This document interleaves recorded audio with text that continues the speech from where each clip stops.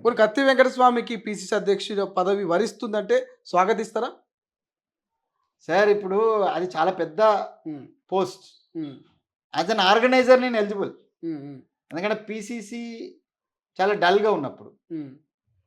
కాంగ్రెస్ పరిస్థితి అధ్వానంగా ఉందని మీరందరూ మాకు కాస్త చేయండని హ్మ్. పత్రికల వాళ్ళు గూడా మాకు ఎంకరేజ్ చేస్తున్న సమయంలో హ్మ్. నేను ఓబీసీ చైర్మన్‌గా వచ్చిన. నేను వంటి చేత్తోటి నేను ఓబీసీని హ్మ్. లేపి నిలబెట్టిన. హ్మ్. దేశంలో నంబర్ 1 ఆర్గనైజేషన్‌గా నిలబెట్టిన. తెలంగాణ లెక్చరర్ ఫోరం యొక్క అధ్యక్షునిగా హ్మ్. ఒంటి చేత్తో నేను 13 సంవత్సరాలు తెలంగాణ లెక్చరర్ ఫోరం అధ్యక్షునిగా నేను నడిపించిన. సో, యాజ్ అన్ ఆర్గనైజర్ నేను చాలా సక్సెస్‌ఫుల్. నేషనల్ కోఆర్డినేటర్‌గా అస్సాంలో నంబర్ 1 ఆర్గనైజేషన్ చేసిన నేను. హ్మ్. ఆ విషయంలో మా పార్టీ వాళ్ళకి గూడా పెద్ద ఇబ్బందేం లేదు. హ్మ్. నా పట్ల, నా కమిట్మెంట్ పట్ల. హ్మ్. బట్ వాళ్ళేమేమి క్రైటీరియాలు పెట్టుకుంటున్నారు. ఓకే. ఆ క్రైటీరియాలో నేను సెట్ అయితే వాళ్ళు రమ్మంటారు, పని చేయమంటారు. హ్మ్. I'm ready for any assignment. Okay. ఎందుకంటే నాకు తెలిసైతే ఈ రాష్ట్రంలో కాంగ్రెస్ పార్టీకి ఉన్నటువంటి ఒకే ఒక ఫుల్ టైమర్ కత్తి వెంకటస్వామి అనుకుంటున్నాను. హ్మ్.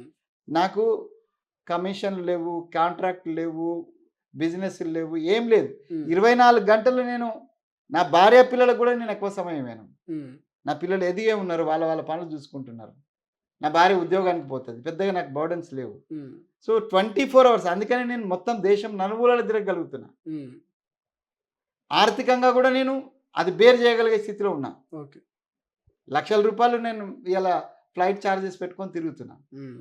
సో, కాబట్టి దానికి పెద్ద ఇబ్బంది లేదు. హ్మ్. బట్ అధిష్టానం అల్టిమేట్ ఈస్ యెస్. అధిష్టానం కదా! యెస్. సో, వాళ్ళ దృష్టిలో ఉండి ఒక మంచి ఆర్గనైజర్‌ని ఇక్కడ కూర్చుండబెడదామనంటే హ్మ్. డెఫినిట్‌గా నేను అద్భుతమైనటువంటి కోఆర్డినేట్ చేస్తా. హ్మ్. నేనెవరికీ కాంట్రోవర్సీ కాదు. నేనే గ్రూప్ కాదు.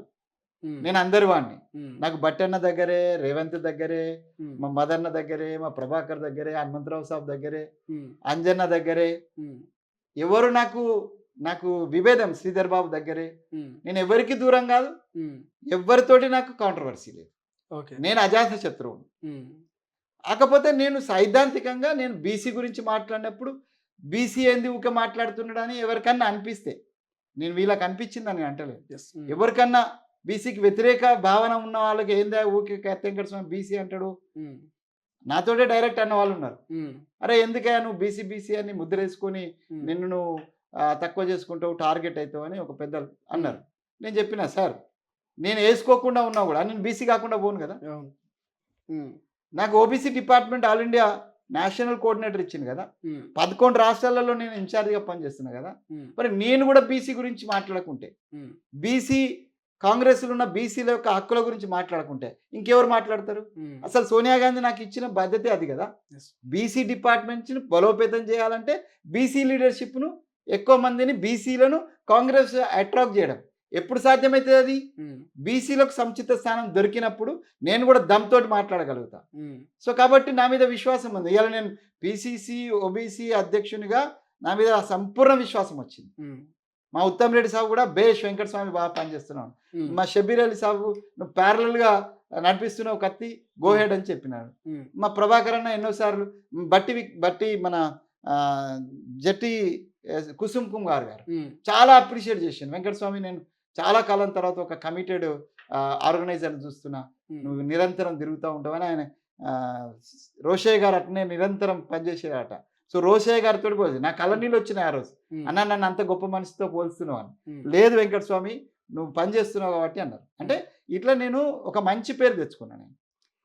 అంటే ఒక మంచి వర్కర్‌గా మంచి పేరు తెచ్చుకున్నా. హ్మ్. అక్కడ నాకు ఏం డిస్ప్యూట్ లేవు. ఎవరికీ వ్యక్తిగతమైన చిన్న చిన్నవి ఉంటాయి. ఇప్పుడు ఎమ్మెల్యే టికెట్ అడిగితే అరే! హ్మ్. నువ్వు అడుగుతున్నావు, నేను అడుగుతున్నావు అని అది ఉంటది. హ్మ్. కానీ ఇవన్నిటికంటే కమిటెడ్‌గా కార్యకర్తగా నుంచి లీడర్ దాకా పనిచేసేటువంటి ఆర్గనైజర్‌గా పనిచేసేవాడు ఇప్పుడున్నటువంటి పరిస్థితిలో సీఎం గారు పాలన మీద కాన్సంట్రేట్ చేస్తే, పీసీసీ అధ్యక్షుడు సంపూర్ణ మీద ఆర్గనైజేషన్ యొక్క కన్సాలిడేషన్ మీద పూర్తి ధ్యాస పెట్టి పనిచేయకపోతే, భారతీయ జనతా పార్టీ చాలా ఆర్గనైజ్డ్ ఉన్నది. కొట్టుకుంటూ వస్తది. హ్మ్.